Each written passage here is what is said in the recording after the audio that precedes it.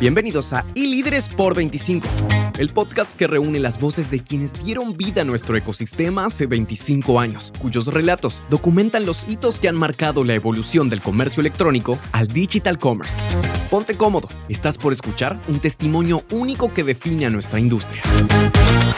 Bueno, Ronnie, estamos para iLíderes por 25. Vos sabés que este homenaje, porque es un homenaje que estamos haciendo para estos 25 años del ecosistema del digital commerce. Primero, ¿te imaginás, Ronnie, que íbamos a hablar de 25 años del digital commerce?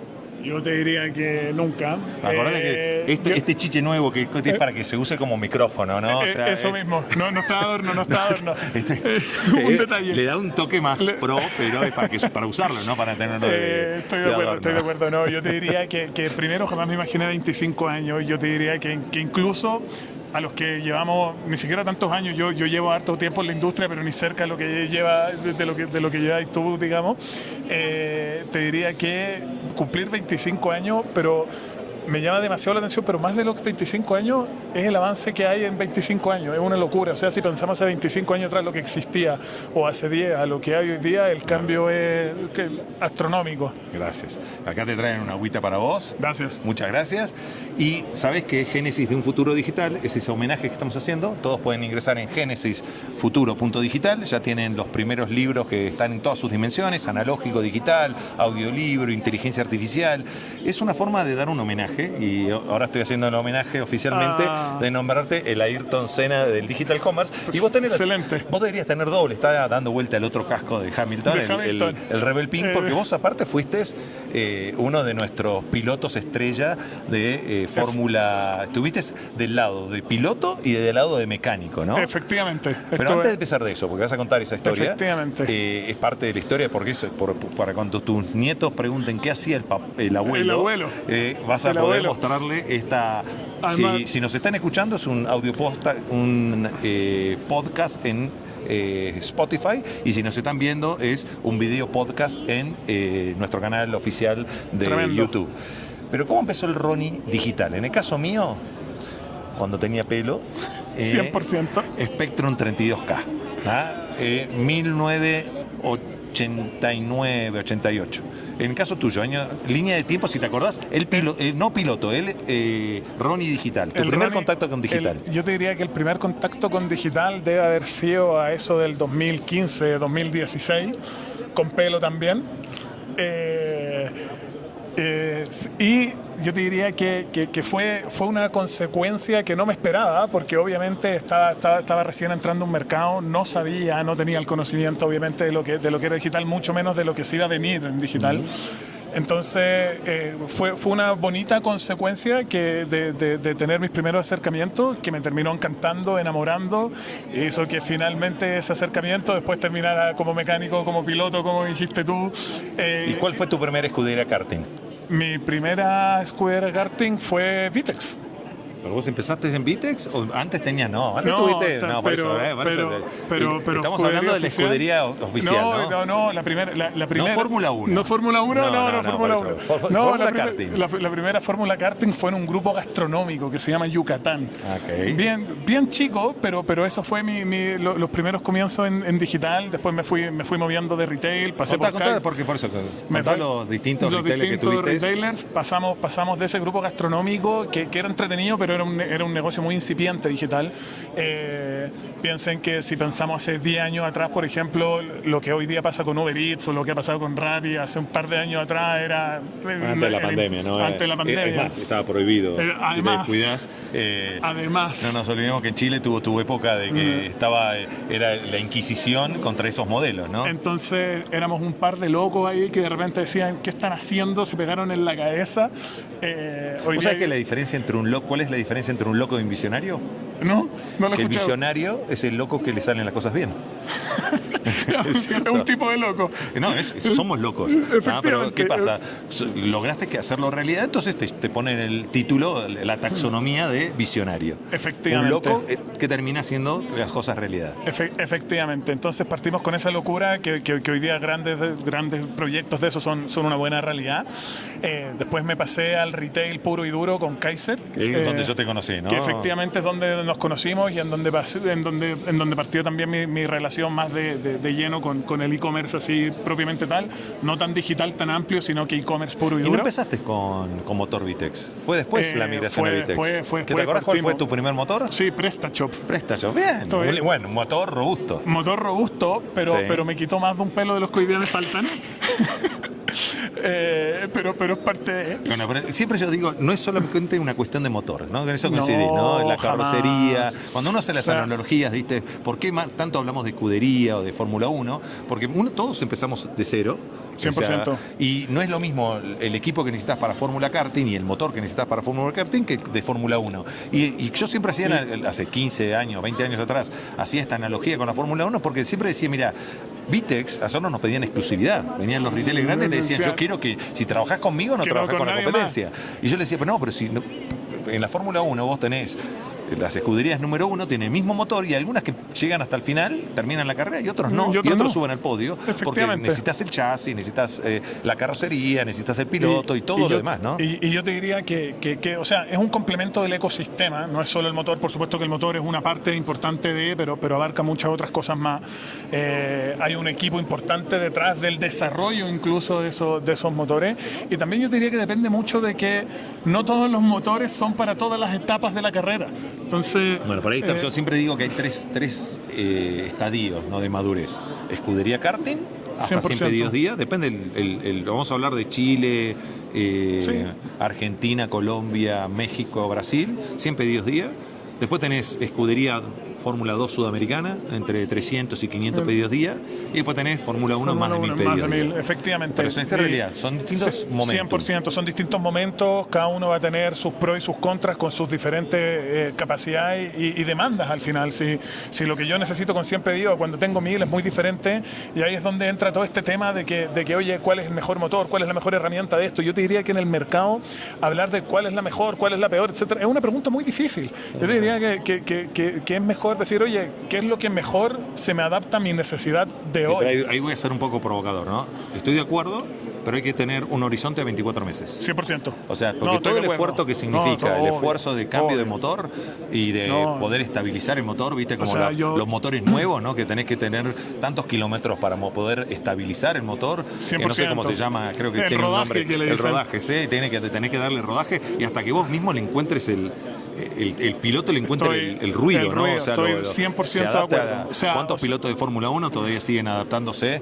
Lo vemos ahora y que no terminan nunca de adaptarse. Con Hamilton, que es un hipercampeón, pero que está en una escudería espectacular, pero que no logra hoy demostrarlo porque el auto no le rinde. No le rinde y él no se adapta al auto también, ¿no? Efectivamente. Y yo creo que pasa un poco lo mismo, si esa adaptación es en el tiempo y siempre con visión. O sea, estoy claro, hay esfuerzos que llevan a cabo y tampoco el pensar en tan corto plazo es un poco lo que el famoso dicho de pan para hoy, hambre para mañana, es muy verdad. Y eso aplica, obviamente, con un poco la visión de negocio. Y eso fue un poco lo que fuimos creciendo en la carrera. Y de ahí, bueno, pasé formalmente, me tocó el bonito proyecto, la verdad, porque lo pasé muy bien, de implementar todo el ecosistema de Vitex en este retail, que terminó siendo un gran éxito, que sigue hasta el día de hoy. Yo dejé esa escudería, pero... Tenemos varios casos que tenés ese piloto que después se transformó en ingeniero de pilotos. Efectivamente. Entonces pasé por allí y bueno, después me pasé a Vitex, pasé por por ingeniero de pilotos, por mecánico. Ha sido una carrera bien bonita, la cual sigo hasta el día de hoy, me tiene muy contento. Y ahora estás en un jugador de primera de Retail Media. Y ahora estoy en el jugador de primera de Retail Media. Y vamos a hablar de eso, ¿no? Porque ahora tenés que...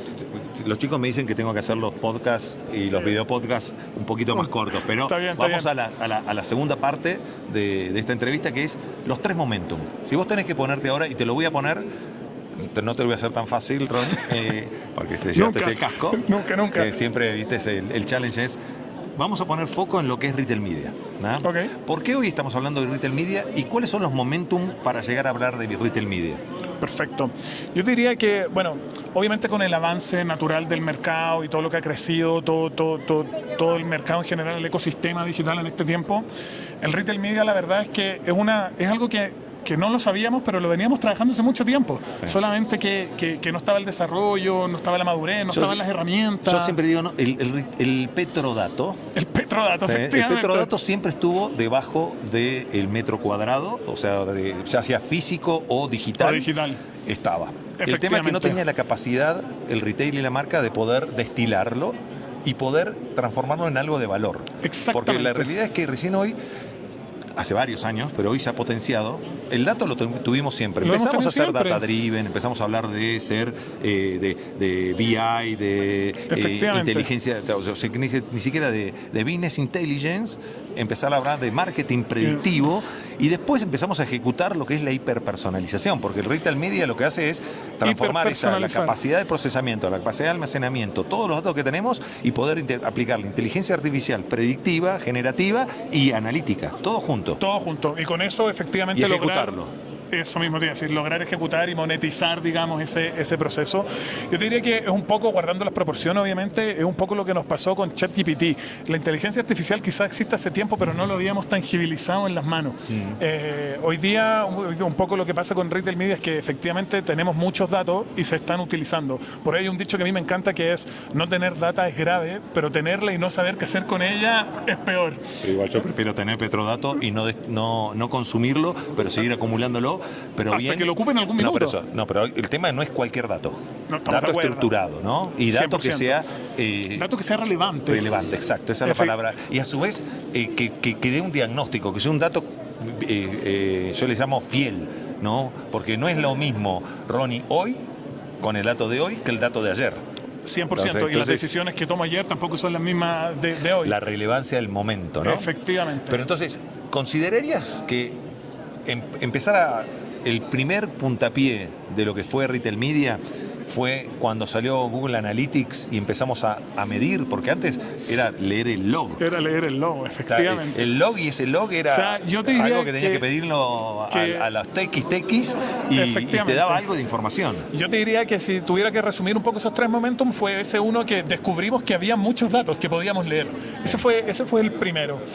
El segundo fue efectivamente cuando ya existían esos datos y entendimos que, oye, estos datos son relevantes, puedo tomar buenas decisiones con esto. Empezamos a hacer data driven. Efectivamente. Empezamos a manejar con datos, pero no empezamos a monetizar esos datos. Tal cual. O lo monetizamos, pero no en una forma hiper personalizada, ¿no? Y quizás no era la intención número uno. Sí. Y luego, era más un tema de negocio estratégico. Efectivamente. No era un modelo de negocio por sí solo, era más un tema de nutrirme a mí mismo para tomar mejores decisiones.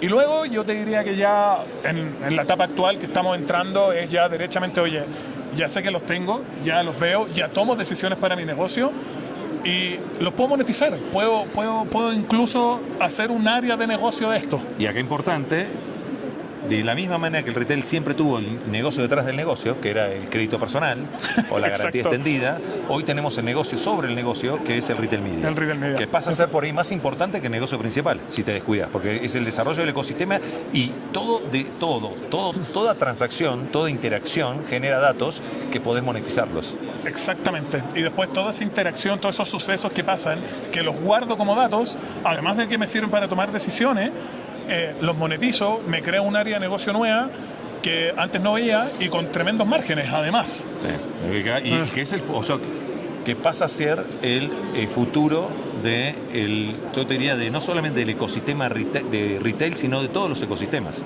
Porque no es solamente datos para lo que es retail, sino es datos para todo el que tenga un ecosistema de clientes, porque lo que hace es un flywheel, el flywheel del cliente que genera transacciones, que genera más clientes o mejora el lifetime value de ese cliente a partir de esas transacciones que tengo con él. Efectivamente, yo te diría que ahí, bueno, es un poco lo que ha ido pasando, que al final este concepto de retail media, que hoy día monetizamos, que se está transformando en eso, como que la manera más fácil quizás de asociarlos al retail, como más fácil de entenderlo a lo mejor. Y claro, obvio, el retail lo aplica muy bien, pero tenemos un sinfín de áreas y de negocios, finance media y otras más, en donde todo este ecosistema conversa y mejora aún más esa monetización. Y eso se potencia hoy cuando hablamos con la Web 3, de utilizar blockchain, de open data, porque empezamos a tener otras capas que se van a empezar a potenciar esa interacción, esa interoperabilidad entre first party data, second party data y third party data, que es para otro capítulo, que es el retail media descentralizado. Efectivamente, que debería ser quizás el retail media 4.0 probablemente. Exacto. Bueno, para cerrar, Ronnie, si tenés que resumir estos años, estos 25 años en una frase, que te salga del estómago o del corazón, ¿cuál sería esa frase? Desafiante. Bueno, yo diría que esa sería la palabra. Bueno, Ronnie, sabes que es un placer. Igual, gracias como por siempre, ser parte de este ecosistema. No, gracias también. Y seguimos con más eLíderes por 25, trayéndoles a los protagonistas, a nuestros Ayrton Senna del Digital Commerce, que nos cuentan de primera fuente cómo hoy dominar el pasado para estar preparados en el presente y poder surfear las olas del futuro. Porque si hoy nosotros queremos entender cómo podemos dominar lo que viene a futuro, es viendo lo que pasó en estos 25 años. Así 100%. Que si esta entrevista les pareció que les agregó valor, sigan con más eLíderes por 25 e ingresen en genesisfuturo.digital, donde tienen todos el acceso a todas las entrevistas, a todos los libros, a la inteligencia artificial, a los audiolibros, bueno, todas las dimensiones para poder seguir navegando este ecosistema y estos 25 años. Seguimos con más eLíderes por 25. Chau, chau. Chau, chau. Gracias por unirte a eLíderes por 25. Si este contenido te ha gustado, compártelo para que más personas puedan navegar el origen de nuestro Digital Commerce. No olvides suscribirte para no perderte las próximas conversaciones con los líderes que continúan escribiendo la historia de nuestro ecosistema. Hasta la próxima, donde seguiremos explorando, aprendiendo y construyendo el futuro digital juntos en eLíderes por 25.